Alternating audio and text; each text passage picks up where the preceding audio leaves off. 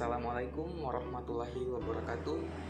Selamat pagi, salam sejahtera untuk kita semua. Pada kesempatan kali ini, saya Muhammad Syafin Pratama akan memaparkan materi mengenai hukum dasar kimia. Baik, langsung saja. Yang pertama yaitu pengertian hukum dasar kimia. Hukum dasar kimia adalah hukum yang digunakan untuk mendasari hitungan kimia dan hubungan kuantitatif dari reaktan dan produk dalam persamaan kimia. Selanjutnya, hukum dasar kimia terbagi menjadi 5, yaitu hukum Lavoisier, hukum Proust, hukum Dalton, hukum Gay-Lussac, dan hukum Avogadro. Pertama, hukum Lavoisier. Hukum Lavoisier juga dikenal sebagai hukum kekekalan massa. Teori ini dicetuskan oleh ilmuwan asal Prancis Antoine Laurent Lavoisier. Hukum itu ditemukan saat Lavoisier membakar merkuri cair putih dengan oksigen hingga berubah menjadi merkuri oksida berwarna merah. Kemudian Lavoisier juga memanaskan merkuri oksida berwarna merah sampai kembali terbentuk merkuri cair putih dan oksigen. Dalam penelitian itu, Lavoisier lantas menemukan bahwa ada peran dari gas oksigen dalam reaksi pembakaran.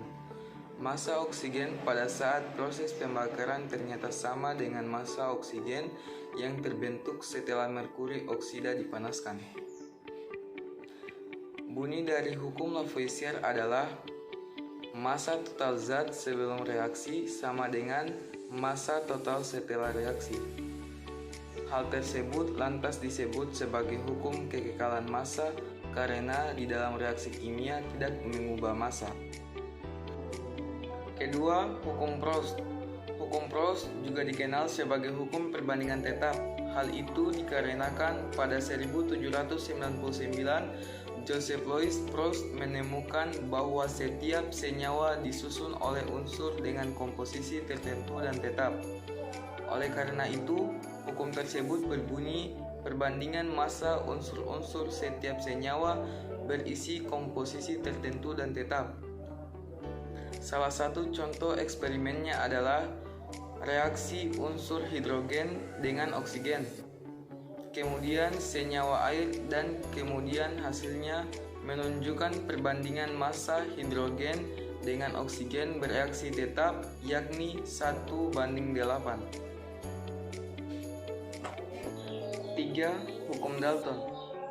Hukum Dalton pertama kali dicetuskan oleh ilmuwan asal Inggris bernama John Dalton. Dalam penelitiannya, John Dalton membandingkan unsur-unsur yang terkandung dalam beberapa senyawa. Hasilnya, ditemukanlah hukum perbandingan ganda yang berbunyi, jika ada 2 unsur bisa membentuk lebih dari satu senyawa dengan salah satu massa unsur dibuat tetap, maka perbandingan massa yang lain dalam senyawa itu merupakan bilangan bulat sederhana. Contohnya adalah belerang dan oksigen yang dapat membentuk 2 senyawa. 4. Hukum Gay-Lussac. Hukum yang juga dikenal sebagai hukum perbandingan volume ini ditemukan oleh ilmuwan asal Prancis yaitu Joseph Gay-Lussac.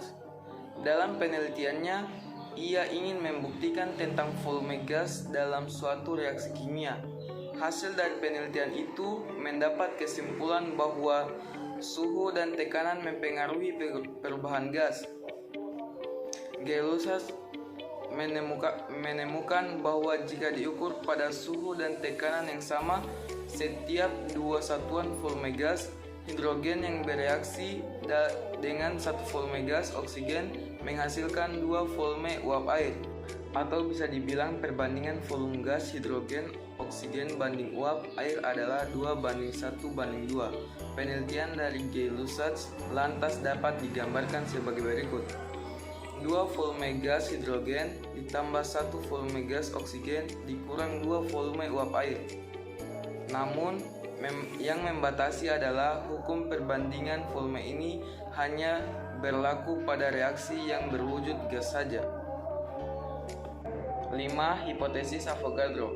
Hipotesis Avogadro merupakan teori yang ditemukan oleh Amedeo Avogadro pada tahun 1811. Dalam penelitiannya, Avogadro menemukan bahwa partikel unsur tidak harus selalu berupa atom tunggal, tetapi dapat juga berupa molekul unsur atau dua atom atau lebih.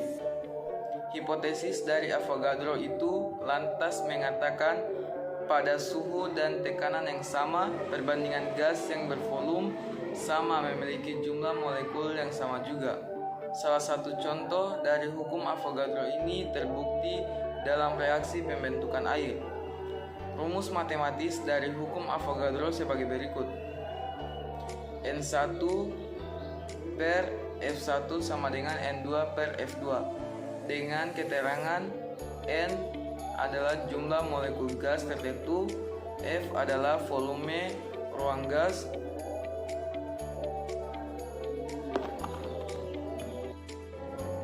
demikian presentasi yang dapat saya sampaikan pada kesempatan kali ini. Jika ada kekurangan, mohon dimaafkan, dan jika ada kelebihan, tidak usah dikembalikan, karena saya orang yang ikhlas. Akhir kata, wabillahi taufiq walhidayah. Wassalamualaikum warahmatullahi wabarakatuh.